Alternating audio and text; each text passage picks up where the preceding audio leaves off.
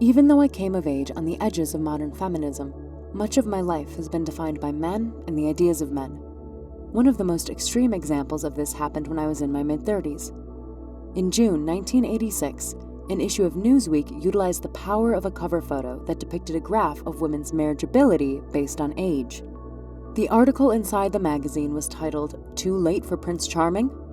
It premised that single women over age 35 had a better chance of being killed by a terrorist than of finding a husband. Eventually, the unpublished study upon which the article was based was completely debunked, and 20 years later, Newsweek tried to do the honorable thing by retracting it. The idea crept into the culture nonetheless. At the time the article was published, I felt the pangs of fear and anxiety. At 34, I was unmarried, and according to the article, I was doomed. The Newsweek piece with its false theories was designed to do one thing, and that was put women in their place. Get married, make babies, and fulfill your only purpose in life, or die a lonely woman. That was the message. More than a few women over 35 married anyway, in spite of the warning. By the 1980s, women had entered the workforce in droves, some opting to put a hold on starting families. The Newsweek article was an admonishment to career women, warning them that there was a price to be paid for competing with men in the workplace. The whole notion of marriageability harkens back to a darker time in history when women were seen as property, a time when women were not thought capable of thinking for themselves, let alone living life on their own terms. Women have been struggling to gain freedom for centuries. I've seen and lived the struggle in my own life, and I've also witnessed some of the benefits of that struggle.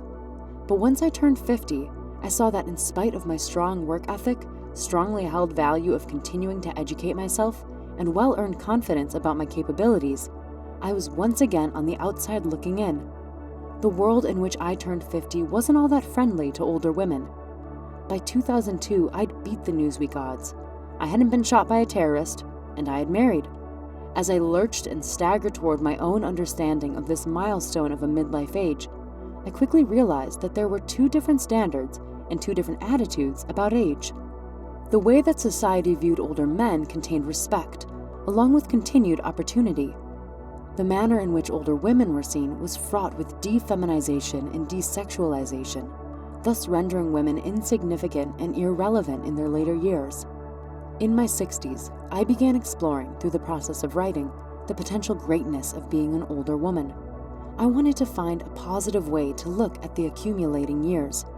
As a blogger, I received comments and feedback from women my age who felt the way I did, that one's older years could be a place of reinvention, second chances, and taking on one's dreams.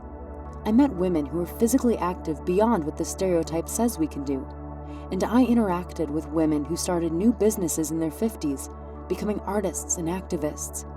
In fact, none of the women I knew were comfortable with the worn-out definition of older women. The vitality and creativity birthed at midlife could not be silenced in this new kind of woman.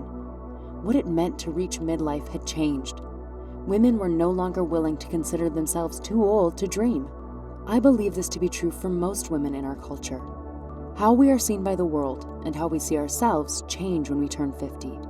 Even at 40, we hear the bad jokes about being over the hill. Are women really used up, over the hill, useless after 45, 50, 55, or 60?